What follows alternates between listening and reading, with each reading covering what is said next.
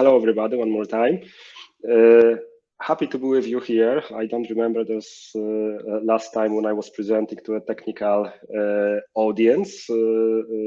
Probably not all of you know that I was Python developer in the past. Not anymore, unfortunately. I wanted to do a managerial career path. But with this presentation, I would like to share with you my story about why and how I became Python developer, and then why STX Next is existing. And the truth is that there will be no STX Next without Python, and that's it. This is how it is. So this is not going to be technical, guys. I'm not developer anymore. So as you will see on the next slide, but I thought it would be a good introduction to the conference and to celebrate 30 years of Python. Let's start. First, I will start tell you a little bit about my career as Python developer, how it started, and then I will tell you how STX Next has started. So it was the year 2004 when I graduated Technical University in Poland, in Poznań.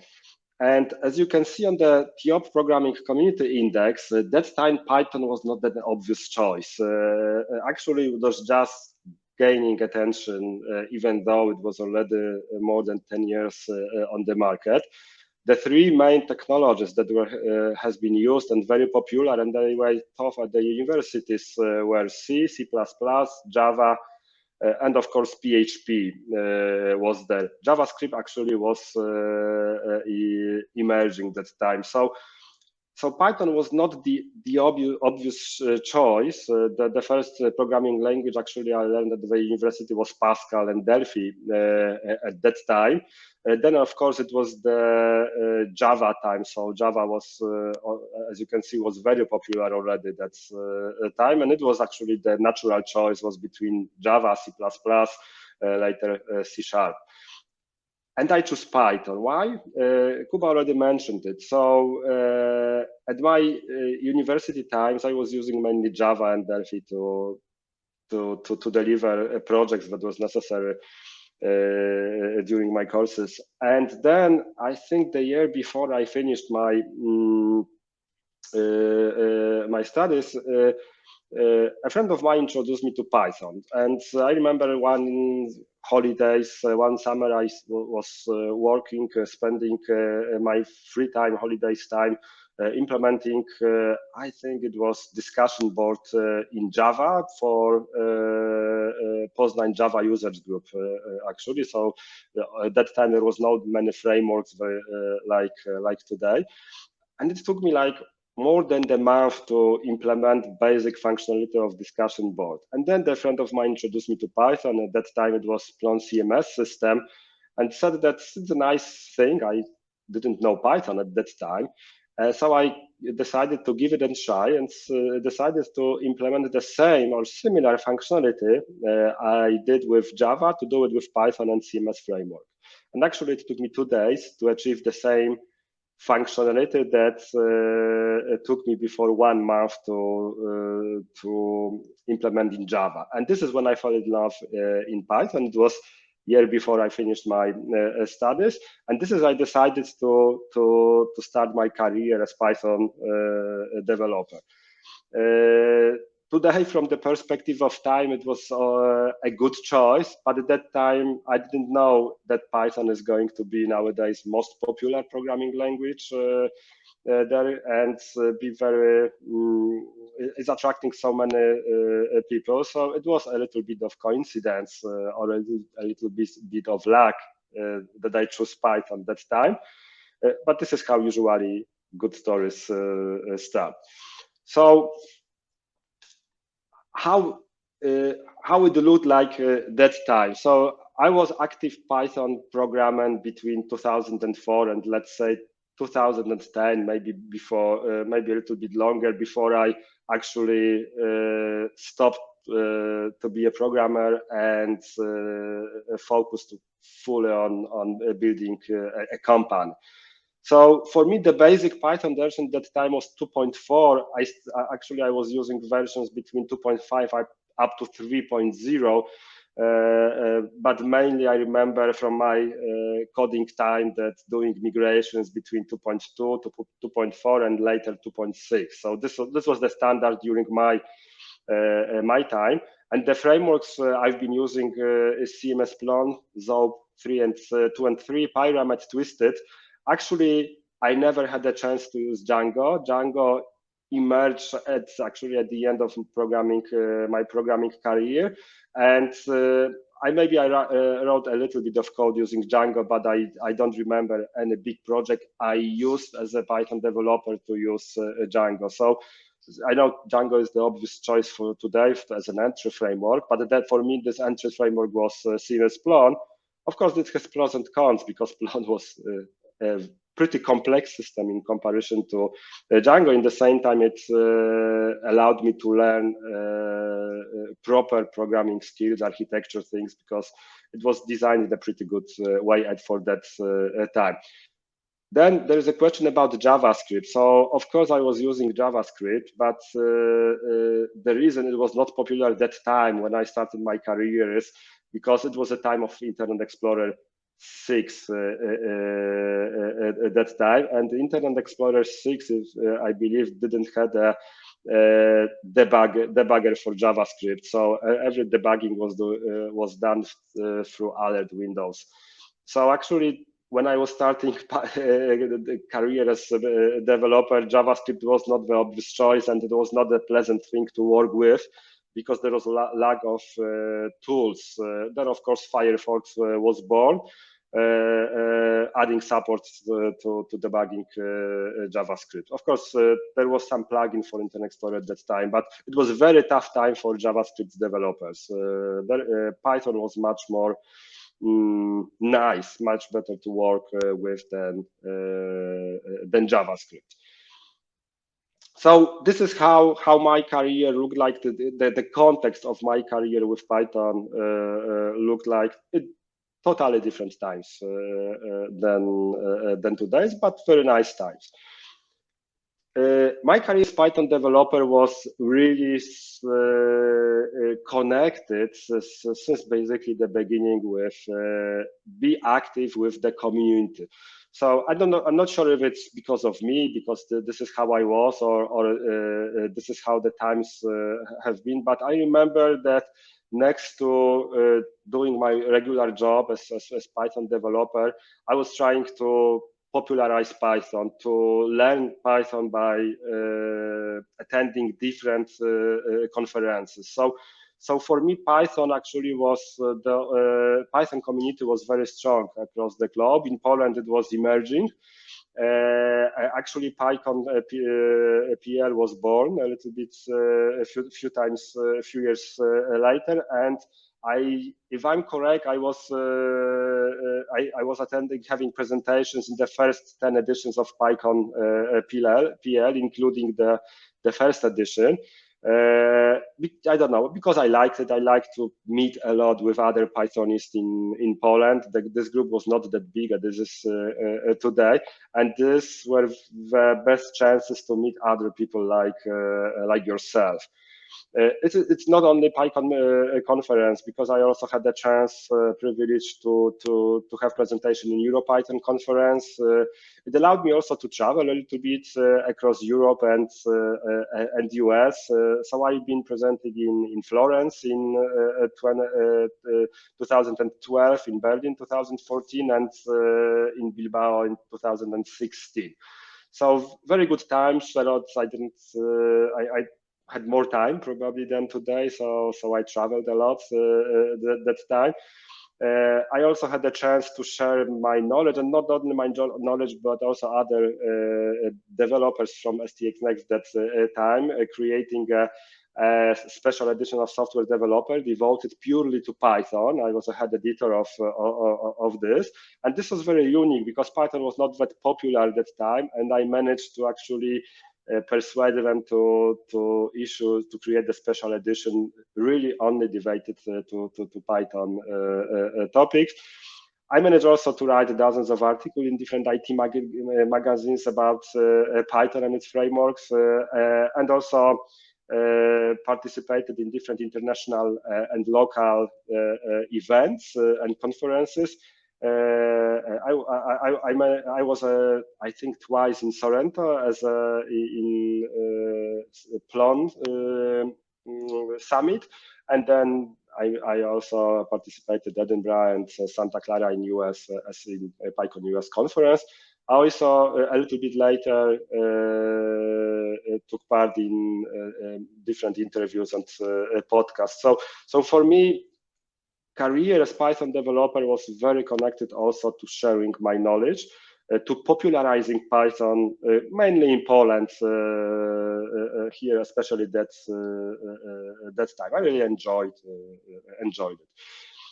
So this is me in context of Python, and now STX Next in context of Python. So STX Next was born in 2005, and the same index shows us that it was not an obvious choice. And the reason why I founded STX Next is mainly because I wanted to work using Python, to be a Python developer, and there was not many choices in Poland, especially in Poznań at that time. I was working for the Dutch company in 2004, but then I decided to move back, and I still want to work and use Python. So I persuaded Dutch people to open a company with me, so we can start to hire Python developers at that time. Yeah, I think at least 50-70% of first developers actually we created. So we hired the junior Python developers and trained them on the project to become Python developers, later senior and experts Python developers. So there was no big strategy behind it. There was no big plan behind what STX Next is going to be. It was supposed to be a company where we can work as Python developers. And for the first years, at least 3, 4, 5 years, there was only Python developer role in STX Next. There was only Pythonist there. And I must say we had a great time at that time. Everybody was young, almost, yeah, not only almost, without families. So we had plenty of time to socialize, to learn Python together. So we can say that STX Next was born even before Python became trendy, and actually this is a fact. Then STX Next also is about sharing, is about promoting Python. So because we are our core is Python, we are Python powerhouse, we have a huge ability to promote Python, and we did promote it in this last 16, 17 years. So we were sponsoring since the beginning Python PL. For the first 10 years, we were the sponsor of this conference, also delivering lecturers to them. I remember in the first years, almost entire STX Next was participating in Python conference. It was for us like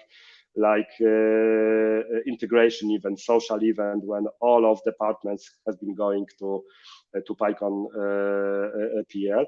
We also became the first Polish company who was sponsoring PyCon US in Santa Clara in 2013.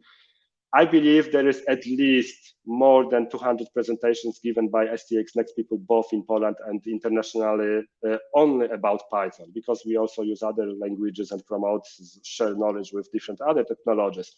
But really, majority of the content we share is about Python. And the scale of STX Next allows us to really be in many different places. We're also creating and supporting local Python communities in cities where we have offices. We either create some of them or we coordinate. It's Pyra, it's Wrocław, it's PyPiła, PyGdańsk, and other communities in different cities. There's also PyWłódź, I think I miss it here. But really, we are home to Python communities in all the cities we have offices. And not only because we also placed, I think have been 2 years ago, we have an event in, I think in Amsterdam. There. Then we write dozens of technical articles published on our blog only to promote Python. We also organize a lot of trainings for people who actually want to become Python developers. We have different courses, different events on yearly basis in our offices. When we promote, we allow younger people, junior developers, actually to gain skills so they can start their career as Python developers. We also cooperate with universities and we try to promote Python among students.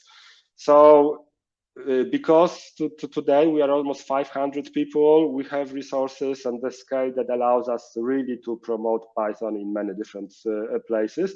It was always close to us to share knowledge, close for us, important for us to share knowledge. And I believe we'll be doing even more next year. Of course, this event is another place where we can promote Python outside. So today we have more than 200 Python developers. This is the big scale. Today, Python is not the only technology we use. As you can see, it's not even 50% of technology stack.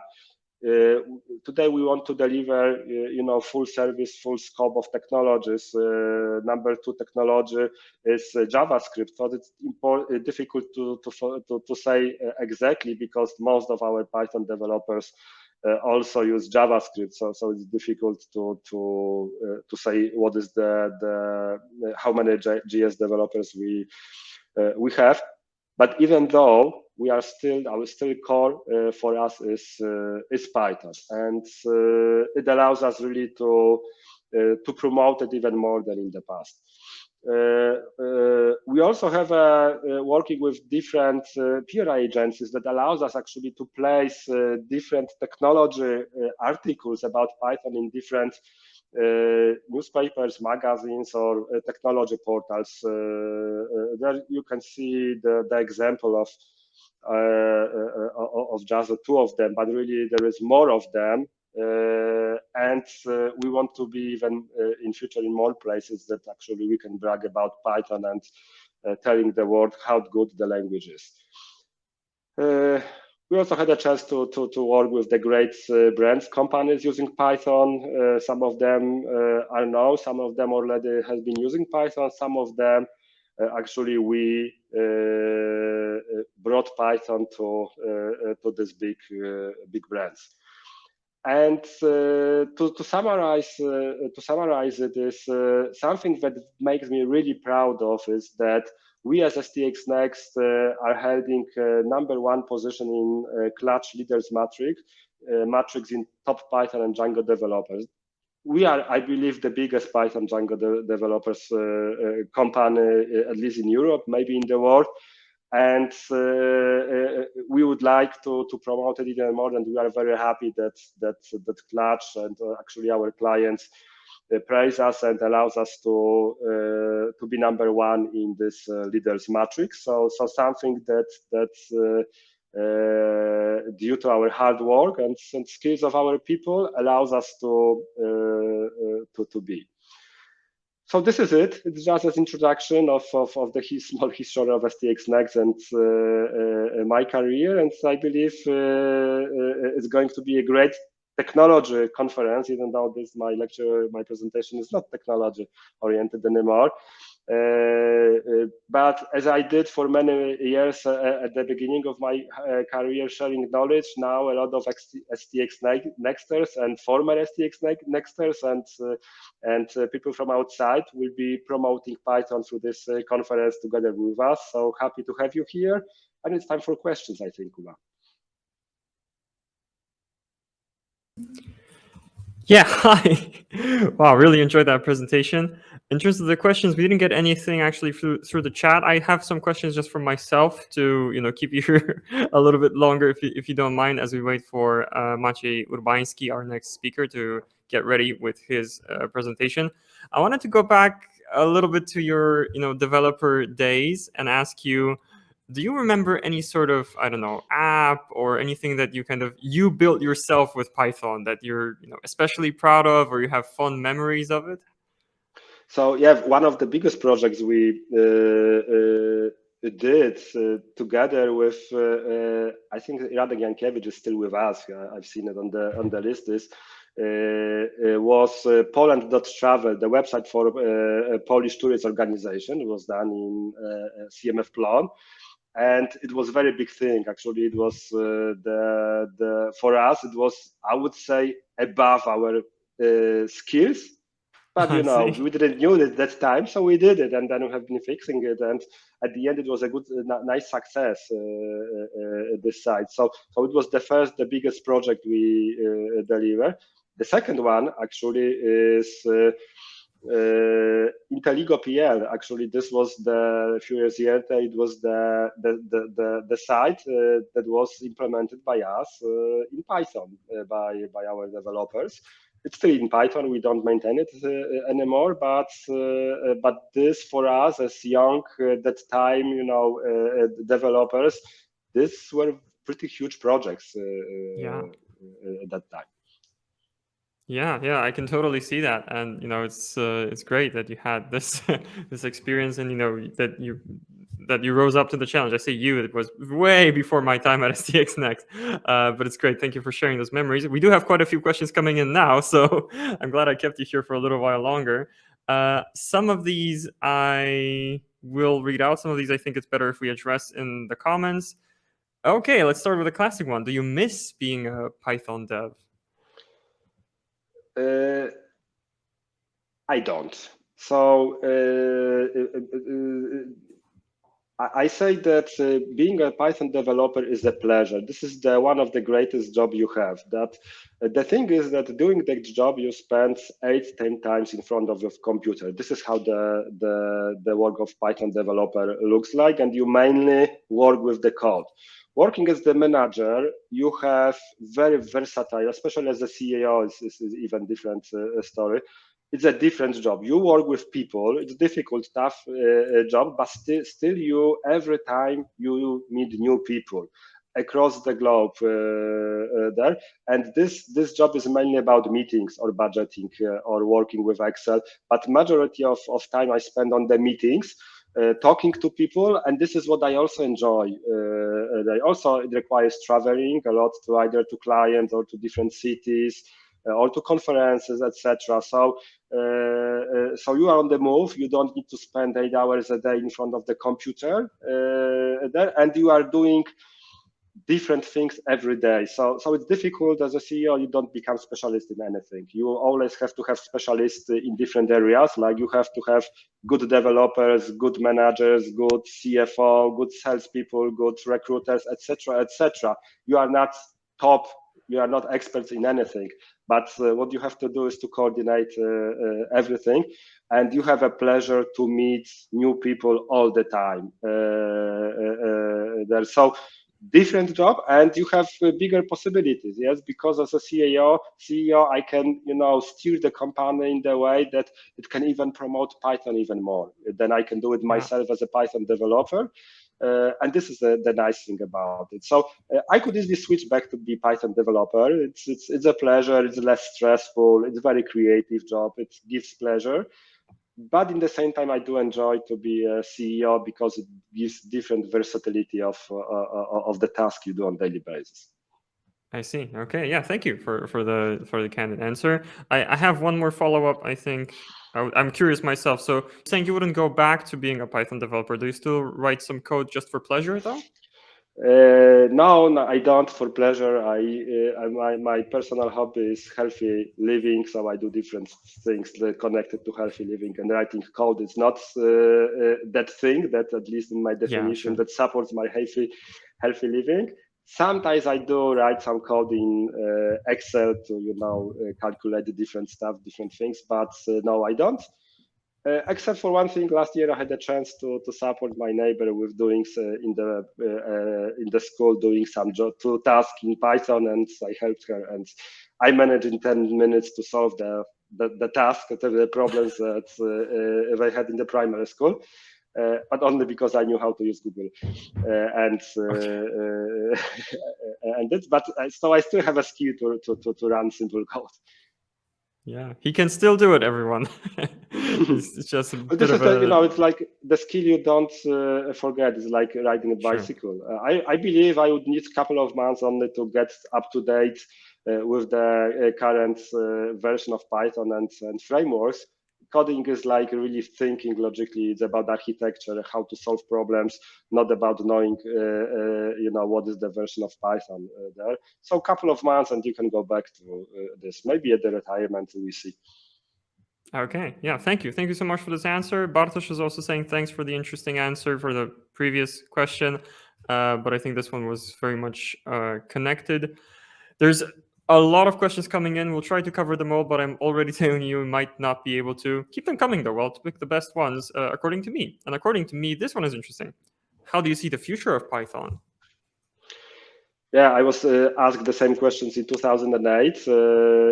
What do you do if Python will be not this language number one? Because I really oriented strategy of STX Next around Python. In the first 10 years, 15 years, it was 10 years, let's say, it was all about Python. And somebody told me, what if Python is not going to be there with 10 years? And I said, well, we are flexible, we are agile, we can easily change technologies needed. But my feeling is that Python is going to grow. I didn't know that time it's going to grow like crazy like this.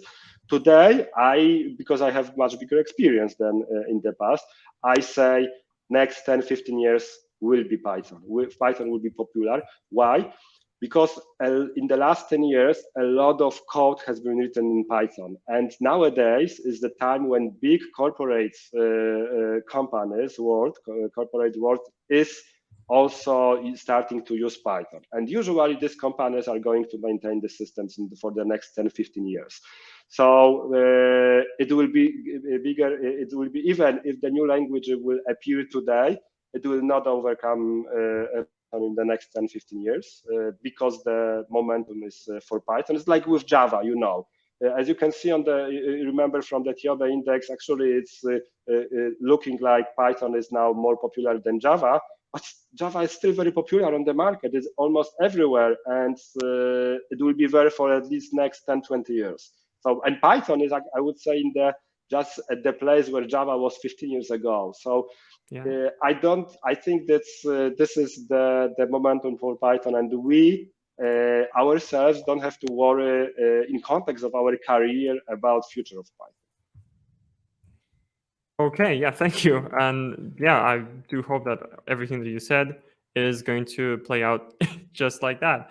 And many, many, many, many more years of Python at the top is going to be good, I think, for everybody who's tuning in today. However, I wanted to highlight one more question. If you were to actually think of Python's competition, do you foresee any competition for the Python language in the near future? Do you see any languages that are kind of in this position where, they're just starting to grow and they might grow much larger in the future? Do you see any trends like that? I don't. But remember, I'm not following languages anymore that much. There was like 10 years ago, there was Ruby who actually was trying to compete with Python. Now, I haven't heard about Ruby recently. Nobody's talking about it anymore. So there are different languages for different purposes that's appearing. But still, JavaScript and Python, these are the most popular languages. So I just don't foresee anything. And there is a Go who emerged, but still, doesn't get momentum like Python and JavaScript. So for me, next 10, 15 years is Python and JavaScript. Okay. Yeah, I see that. Some people are mentioning maybe Rust and Julia as upcoming languages, maybe Kotlin. We can't discuss them all one by one, but I guess we'll keep thinking in the future, Yeah, I cannot say about Julia. I haven't heard about others. I did already, like 5, 6 years ago, some of them, and still, they are not that popular. They were not even on the TIOB index. So I still, I think, the power of Python also lays behind the frameworks that are in Python, and also it can be used in many different places. Of course, recently we have machine learning and data engineering really becoming very popular, and Python is a good fit there also. So, so there is more and more different frameworks in Python that makes him, very popular. It's not only about Python language itself. Yeah, I see that. Okay, last question. A lot of people in the comments are asking about the requirements to be a junior Python developer. We've got a question like this. What are the requirements? What is the entry threshold for being a Python junior developer at STX? Well, first of all, I would say do check out our careers page on stxnext.com. You'll get everything you need to know there. I was wondering, Maciej, do you want to comment on it, or do we just leave that to the recruitment department? Yeah, we see a huge need of people joining a Python community. I know we have designed different courses or crash courses actually to help developers to become junior Python developers and then start their career. Probably our recruitment team will be able to tell more, or our managers who actually are responsible for this. But I believe we'll be writing more about it on our blog, so just stay tuned. I know there are plans to publish more information for junior developers. Okay, so for now, I'm not able to say what is the minimum skill you need to have to join us. We are hiring like 15-20 people a month there, so it's not me who is doing it. I'm more on the strategy level nowadays. Yeah, exactly. I am going to paste here in the comments. I hope this gets through to you the link to our jobs page, and there you can apply to be a junior Python developer for everybody watching who had questions about that. And we're almost out of time. I'm actually glad we started early. See, that gave us more time for Q&A. We've got just a minute to go, so the next answer should be short if you can. But I think the best question to end with is, do you think that choosing Python was the key of STX Next's success? Yes, I do. It's I built. I don't have much time. I could start to talk every 5-10 minutes, but I built STX Next without any experience as a manager. Actually, I built it from the perspective of a developer, and choosing Python and only Python simplified a lot of things. A lot of things for me. So I didn't have to have very experts competences in managing as being CEO. Because of simplicity of Python. So Python is a pretty simple language, and this is how I build STX Next. So I believe I couldn't do it in Java or .NET at that time. The success of STX Next definitely lies behind Python.